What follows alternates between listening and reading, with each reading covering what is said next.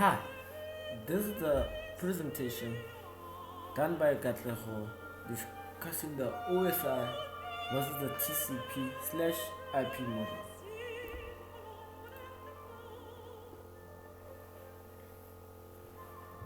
To start with, I'm going to start with the OSI model.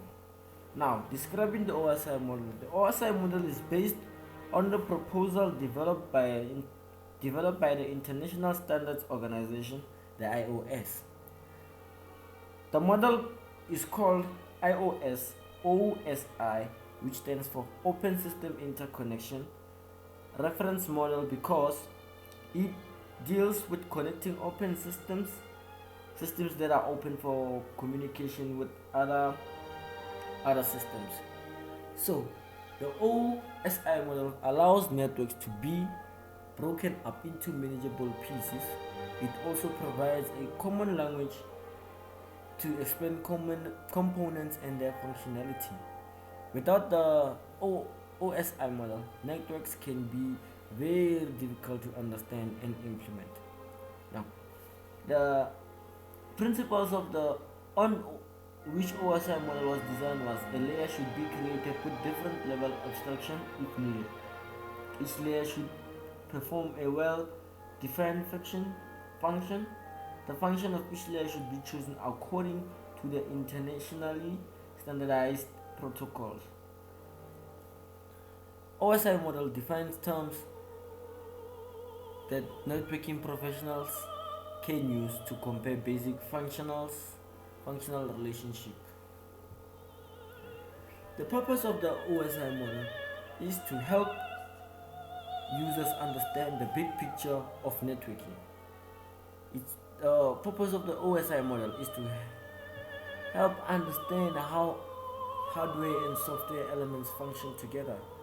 It makes troubleshooting easier by separating networks into manageable pieces, aids into interpreting vendor explanations of product functionality, helps users understand new technologies as they are developed. It creates a model which all countries of the world use. It allows manufacturers of different systems to interact their equipment through standardized interfaces. Now, the OSI model has about 7 layers, in which the 7 layers divide the problem of moving data between computers into smaller, more manageable tasks, which equate to the 7 layers of the OSI model. The OSI model 7 layers are the physical layer, the data link layer, network layer, transport layer, session layer, the presentation layer, and the application layer. So to break these two apart, there's a lower layer and then the upper layers. So there are 4 layers, which is the physical, data link, and the network and the transport layers. They come to play in the end system to complete the processes. So these 4 layers mentioned earlier, they deal with mostly with software, and then there's a session layer, presentation layer, and the application layer. They pass the traffic through the network to an end system. So these actually deal with hardware.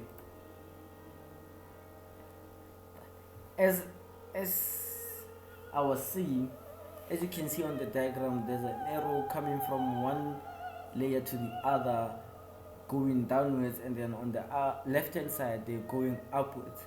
So basically this means that each layer support each other. They work hand in hand, just like, how can I put it, just like a ruler. And ruler, you can measure it from the left hand side or can measure it from the right hand side. Either way, you're still going to get the measurement. So with the OSI method, let's take one layer, for instance, like the transport layer. So basically what the transport layer would do is it would support the above layer, which is the session layer, and then offer services to the lower layer below it, which will be the network. So those three layers interconnect with each other to making the data flow more efficient and effective.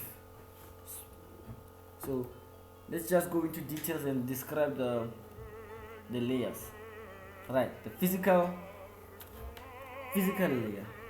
The physical layer, as you can see, is at the bottom of the OSI model. So it is responsible for the actual physical connection between the devices.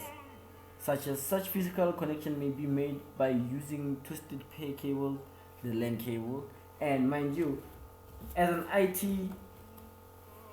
expert, one should know that the physical layer in the OSI model is only part in the LAN, that would be the local area network. The physical layer responsibilities is concerned with transmitting bits over a communication channels. So let me give you at least three basic functions of the physical layer. It provides synchronization of bits by a clock. Physical layer manages the way a device connects to the network media. It defines the transmission rate.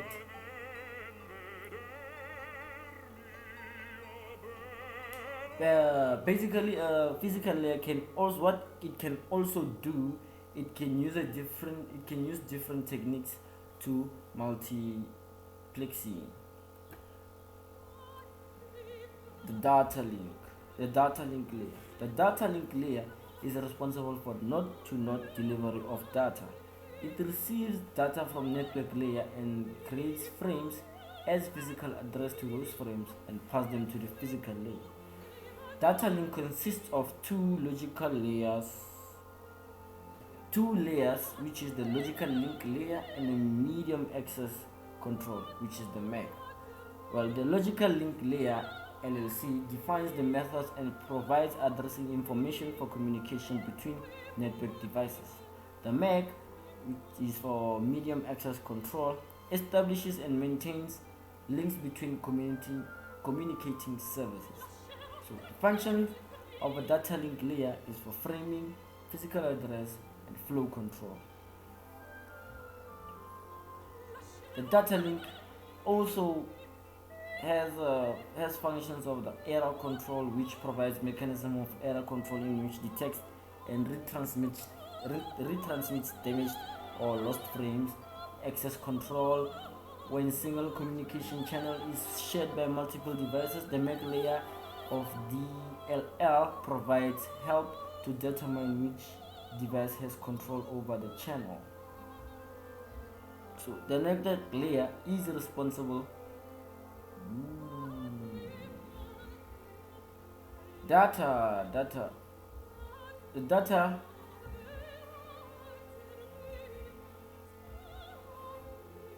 furthermore, that's all the info on the data link layer. Looking at the network layer now, the network layer is responsible for the source to destination delivery of a packet across multiple networks. Implements routing of frames packets through the network. Defines the most optimum path the packet should take from the source to the destination. It defines logical addressing so that any endpoint can be identified. Rather, handles congestion in the network. It facilitates an interconnection between, there's the word, heterogeneous networks, well, internetworking. The network layer also defines how the fragment a packet is transmitted. So the network layer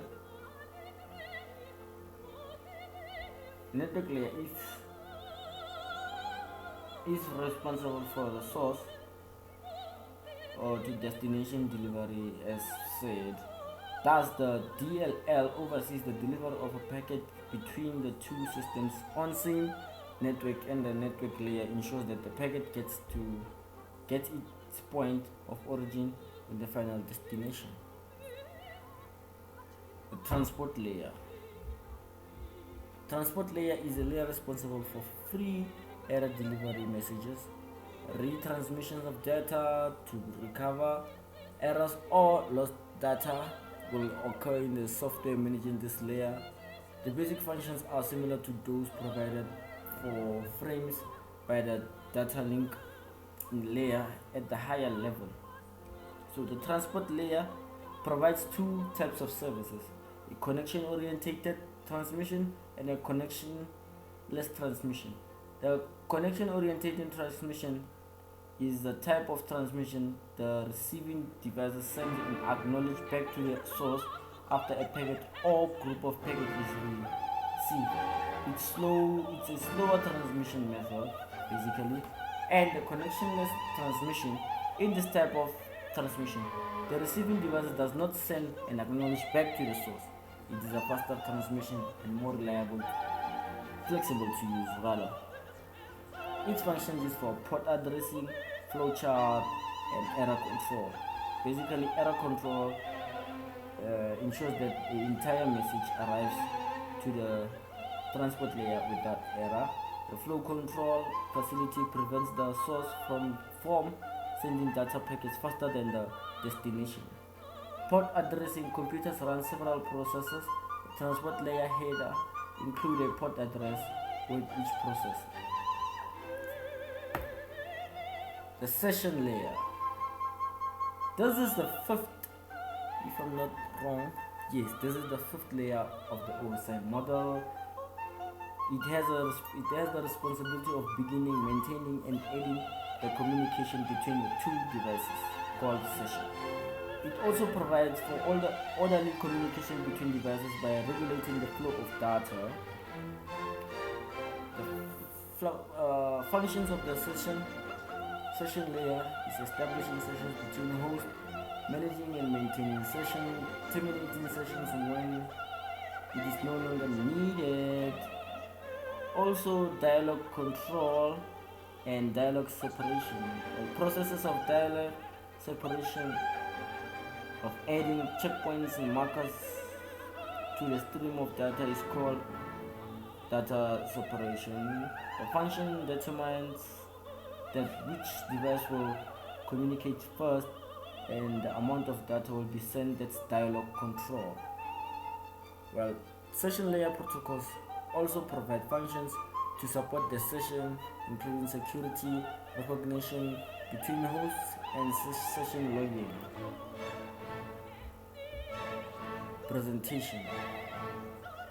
Presentation layer is the sixth of the OSI model. It is concerned with the syntax and semantics of the information exchange between the two devices.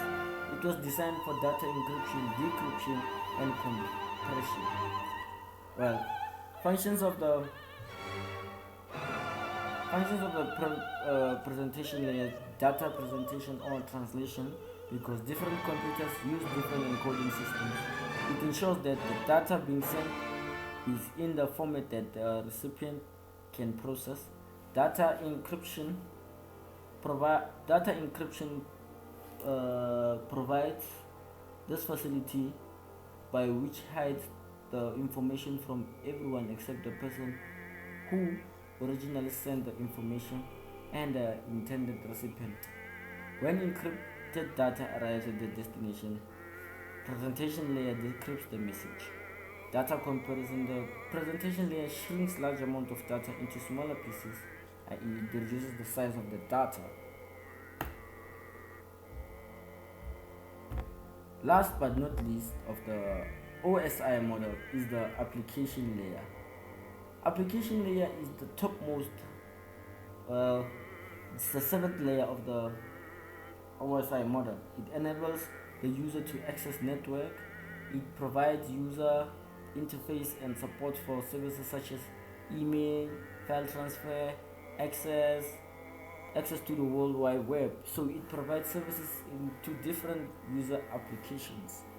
The functions of the application system is mail services. This application provides various email services, file transfer, and access. It also allows users to access files in a remote host, to retrieve files from remote computer for use, etc.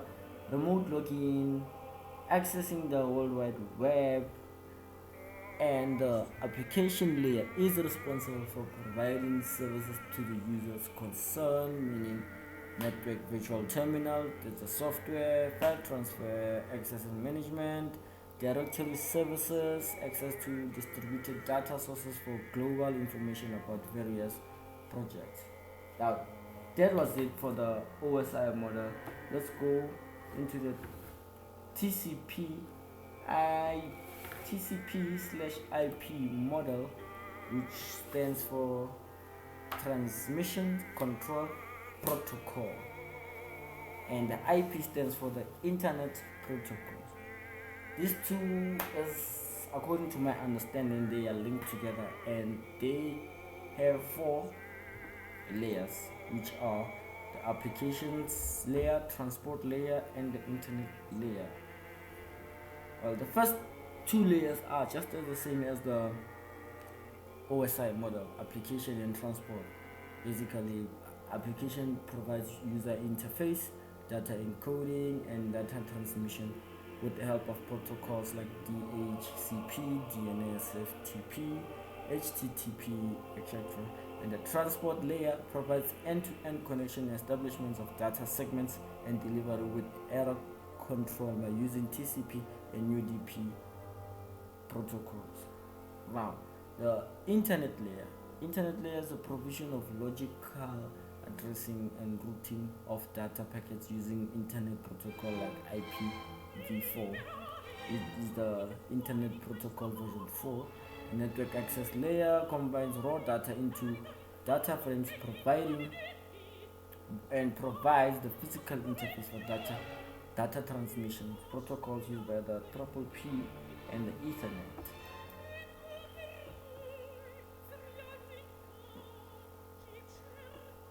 Now, this is a summary of the application, not the application, but rather the TCP/IP model.